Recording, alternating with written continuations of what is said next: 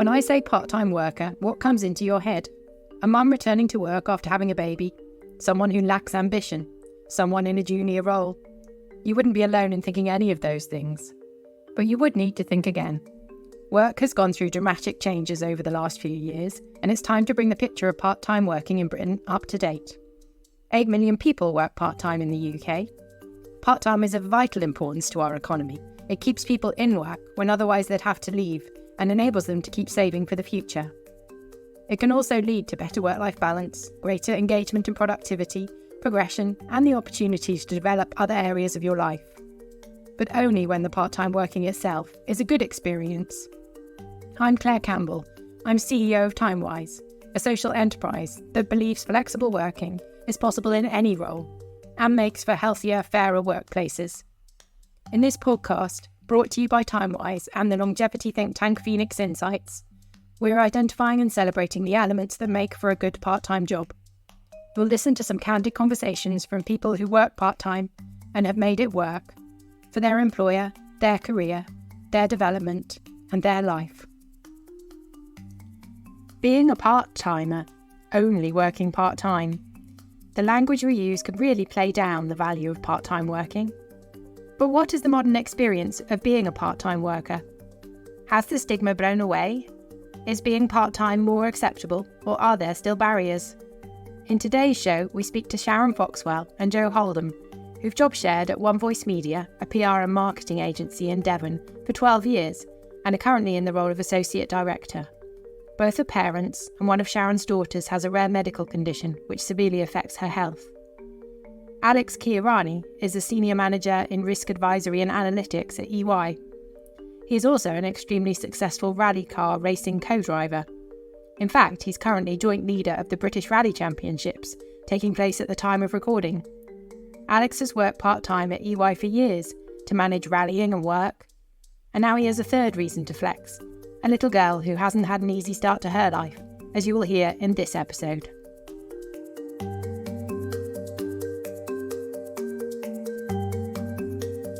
I'm Alex Kihurani. I'm a senior manager in a tech risk data analytics team. My other job is as a rally co-driver. 2, 1, go. 60, lefty, brake 40, 6 left, tightens 5, crest into. I've been doing that for the past 20 years, the last 5 years in the World Rally Championship, and this year in the British Rally Championship. Hi, I'm Joe.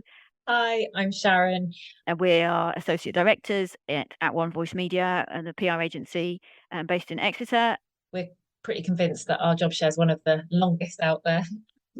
And I work on a 50% hours. And I need to do that because I am also a parent carer of a disabled child.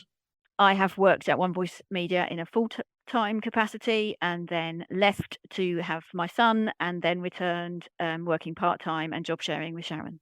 At the moment, I'm on a 80% flexible working arrangement. In the past, I was as low as 60% when I was doing a full program in the World Rally Championship. And for many years, I was 90% when I was finding my feet in the European rally scene. So that 20% I take off in chunks of time in order to do rallies in the British Rally Championship and also to take care of my daughter who has some additional needs as well. We are lucky enough to be quite in sync with each other, Sharon and I. So it's rare that I can't actually think of an occasion where we have disagreed with each other. So we have a shared email address, so we can all both see what communications is happening with clients. Our clients don't have to care who's in. And it also means that we are across absolutely everything. So when it's my day and I come in to sit down, I know exactly what Joe's done, both with our planner, but also with what emails have gone back and forth. So we're not hopping about between inboxes, and it just saves tons of time and makes communication really seamless. We keep a document running, very simple document running. It's just the most basic Word document that we've had open for 12 years. And it's just got a table in it. So it's literally a table with action, update, and we put actions that have been done in green and actions to be done in red. And that's it. And we've just kept this same Word document going, just saving over it for 12 years. When I first requested my 90% working arrangement, it was around 2015, 2016. I came up with a whole host of reasons as to how it could work, why it would be okay. And actually, at EY, they were pretty accepting. Actually, what was happening at the time was there was a bit of a push for flexibility. And what I found was I was then put in a flexible workers forum, and I was the only male in that flexible workers forum. And I was quite surprised that I was being celebrated for doing one, being a man that was taking a flexible work arrangement, and two, being someone that was taking a flexible work arrangement not simply for childcare, because they wanted to start transitioning it from something that just working mothers did to something that everyone could do, and also realizing the reinforcing effect of just working mothers taking flexible working arrangements and then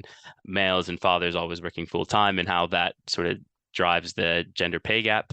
Are you still in, Alex? Are you still in the same forum? I just wondered how many men there were in it now. I wondered if things had changed. It is definitely more common for men to be on a flexible work arrangement. I definitely have two friends at EY that now started families, and now they're on a flexible work arrangement, taking one day off a week to look after their child. So Sharon and Joe, I know we both work in client-facing roles. How do you manage the client expectations and also delivering on those client expectations, both from a personal standpoint and the expectations of the organization? We were just talking about it the other day and saying it feels very different, the world now, as to how it was when we first set our job share up. So we felt we really needed to, we wrote our own proposal for a job share. It was our idea. We wrote a proposal, we pitched it into the owner of our company. It wasn't a common occurrence down here. Job shares weren't very common. They're probably more to be found in local authorities, perhaps, but certainly in private small businesses, they weren't particularly common. So we had to make a real case for that with the then owner of our business, who was very open-minded and allowed us to give it a go. And then we also had to make a case for it to all of our clients and to convince them that they were still going to get the same level of service that they had got.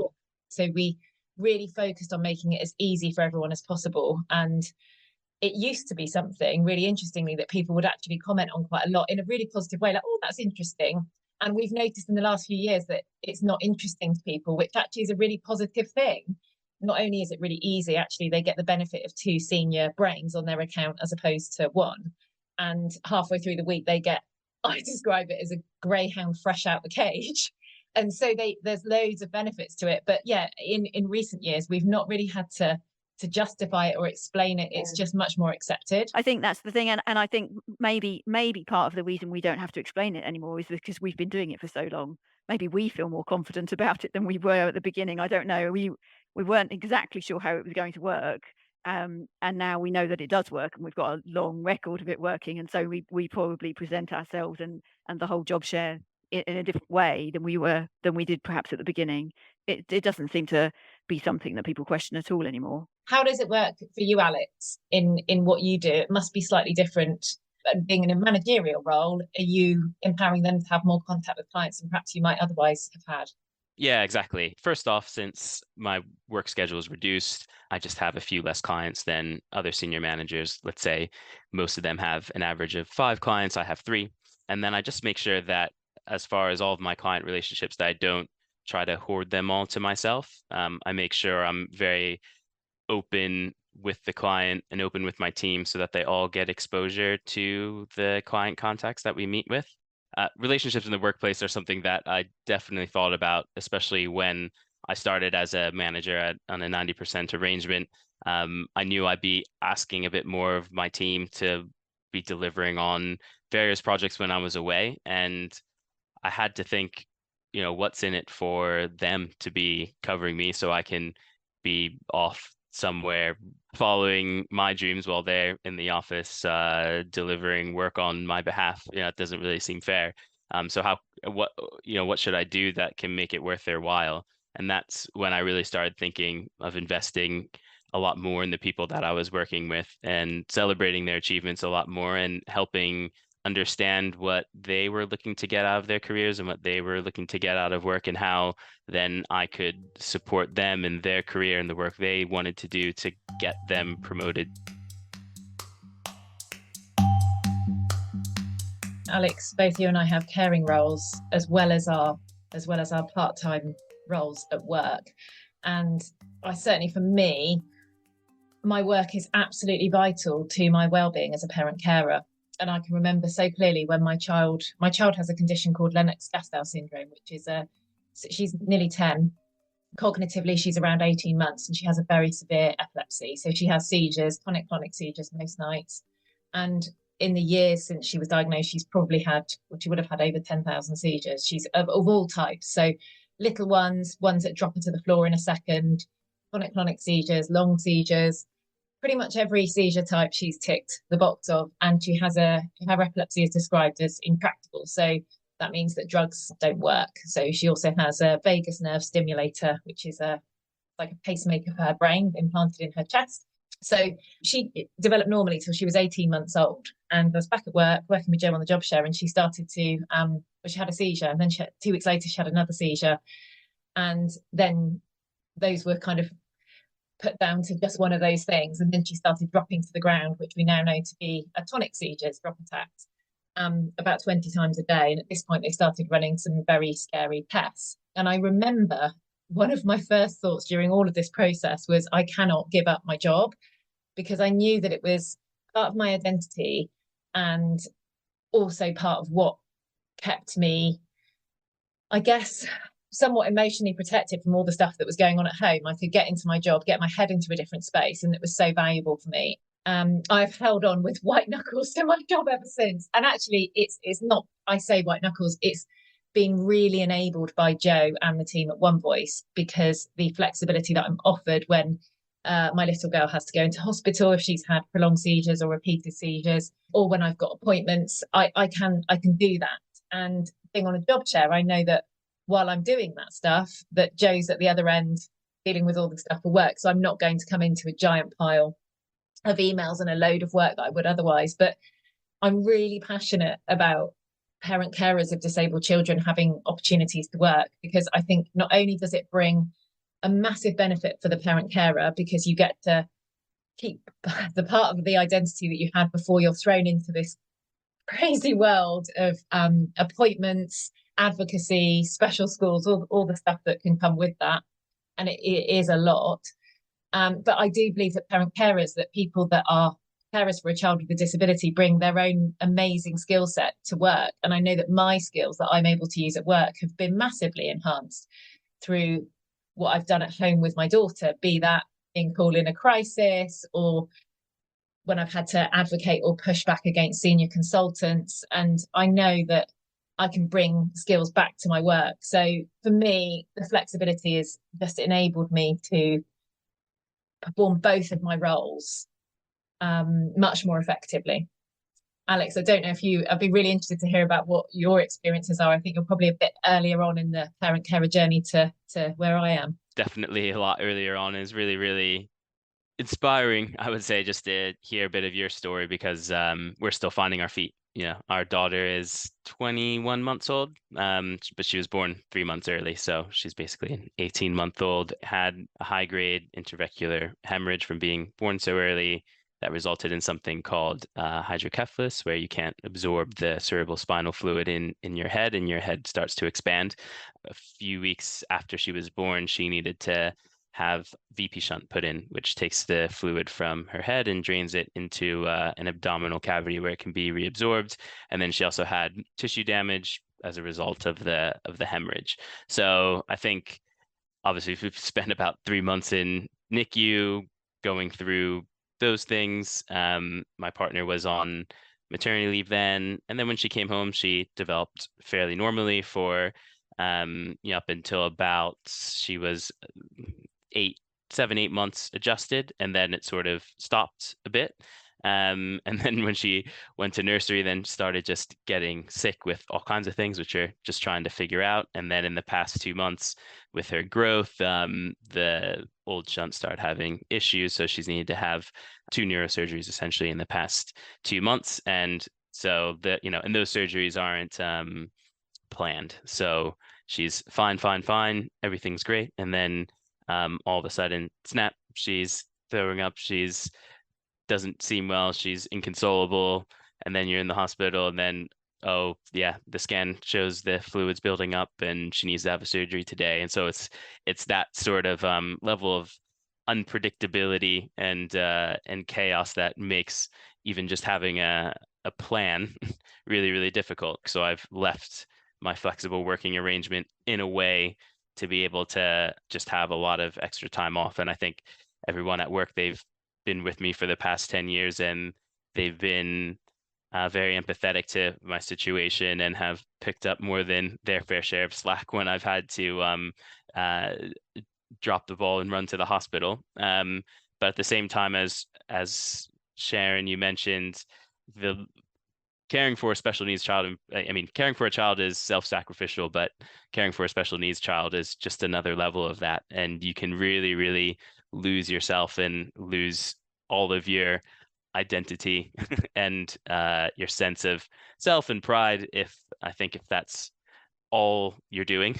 Yeah, I mean, I've obviously spoken about being a parent carer, and I think I'm very fortunate that I'm on 50% hours. That's a fair chunk of the week that I have to myself. Had I been on working more hours, if I was on 80%, I think that chunk would immediately get swallowed up with parent carer duties. Anyone in the parent carer world will understand that absolute massive stack of admin and advocacy and fighting and appointments where they expect you to just be able to turn up in the middle of a Tuesday without any question. And so, but because I've got the 50%, it allows me to do that, which I must point out, my husband does also work flexibly. So we've actually early on into our journey as parent carers, we realised that I could not carry all of the stuff there was to do. So we split the roles.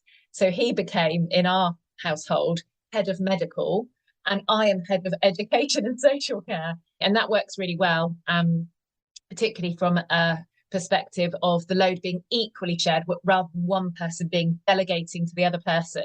We just know what our roles are.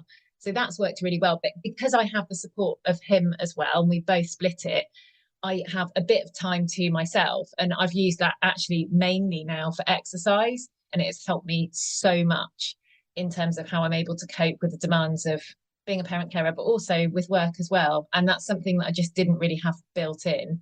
How about you, Alex? Well, first off, I've taken notes on what you two do, because that sounds like a pretty good split, and we're maybe halfway there, but we're obviously still finding our feet and everything's a little bit chaotic. So you haven't done that yet, but I'll propose that, and maybe we'll get a similar sort of split. We've both had times when, well, she's been off of work and I've taken care of everything, and at the moment I'm at work and she's off for a bit, so she's taking care of everything, and then a lot of things get missed in communication. So there should be a better way. Definitely the way you're doing it sounds like a much better structure. I think for me, part-time working just enables thousands and thousands of people to be in employment that wouldn't otherwise be able to. And looking at that, shining a spotlight on carers, for example, those are people that have got amazing skills, amazing resilience, and loads of other social and practical experience that they can bring into the workplace. And that's just such a huge positive. And I think there's a real gap at the moment, and there's a real opportunity for more carers to be able to work, but to be able to be welcomed in by employers who want to offer flexible working, because people that care outside of work will have loads and loads of valuable skills. And it also, from a caring point of view, it does enable you to really support your own well-being and resilience, which can only be a good thing long term for everyone. I think for part-time working, the personal case is pretty obvious. If you have other outside interests and passions, you can go and pursue them. I think from a personal standpoint, we're all starting to realize that work isn't all that life is about, especially not just when you have a family. That's very important, and you want to be there and known to your children and do the best you can for them. But also, everyone has probably their own interests outside of their own work that they'd like to pursue, and being able to have a level of self-actualization, or being able to pursue other interests that you really have a passion for, you can bring a lot back to work as well with that, not only just feeling more rejuvenated and positive and creating a better work environment, but also in being able to learn new skills and apply them to the job. And it's not always obvious, those skills that you're able to learn and apply. But I think whenever you're really passionate about something and you're working for something that you're genuinely interested in, you progress as a human being a bit more. And I think employers definitely get a benefit out of that, and also a little bit of reduction in labor costs because they don't have to pay you for when you're away doing something else. And I'd also add that because employers that do flexibility well and allow their employees to take advantage of it get a lot more loyalty out of employees and a lot more retention. And we all know how valuable that is and how costly it is to continuously replace people. I think all of our examples, Sharon, Joe, myself, we've all been at the same employer for over a decade because they've been able to do something that works for us. And that has a ton of value for an organization to be able to keep people with that level of experience. Yeah, I completely agree, Alex. I think it's really important for the workplace, and I do sometimes wonder what it would be like if part-time work was the norm. Do you know what I mean? Like if everybody worked part-time, I wonder whether it would be an interesting to see I think productivity would really rise. I don't think I'll ever work full-time again, and if we all worked part-time and that was the way that the workplace was shaped, I think everyone would be a better employee, actually. I think there were other advantages, and one of them that does occur to me quite often is we work in a creative industry, and actually it's really difficult to be creative, between the hours of 9 to 5 when someone asks you to have an idea, and actually sometimes those ideas come to you. They come to me when I'm not at work, and I almost sometimes feel like you need the space to be not at work 40 hours a week, perhaps, to have those ideas or to reflect long enough on something for whatever it is, whatever challenge or problem you're trying to solve. I can't imagine how I would cope with working 5 days a week, but I don't mean that in a sort of, just the getting up in the morning, but I think that I don't know how I would function like that. I don't know how I would keep that pace going, and I don't know how I would stay on top of everything that's happening like that across 5 days a week. And I wonder whether people don't actually. We think people are staying on top of things 5 days a week, but they're not. It's a shame that you can't run that experiment. We have heard two powerful testimonies here of life as a parent carer. Both Sharon and Alex value work as a key part of their identity and are committed to their employers for supporting them through the challenging times they have had. In return, they make a strong case for the valuable experience carers can bring to the workplace, an amazing skill set developed through necessity. What also comes through in these stories is the importance of team. Successful job shares are all about two heads are better than one. The holiday cover is built in. Their clients get two perspectives and someone recharged joining partway through each week. Joe and Sharon work seamlessly together, sharing an inbox and to-do list, and really evidence the benefits. Alex also explains how important teams are for managers who work less. It's work for him to empower his team to make decisions and step up when he isn't at work.